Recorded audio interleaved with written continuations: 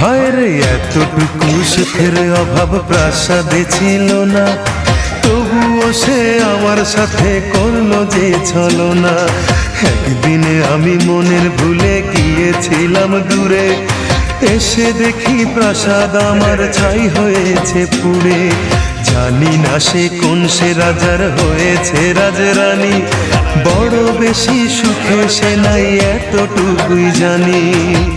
ভুল মানুষ ভালোবেসে জীবন আমার হলো শেষে ধুধু মরুভূমি। যখন তোমার কেউ ছিল না তখন ছিলাম আমি, এখন তোমার সব হয়েছে পর হয়েছি আমি।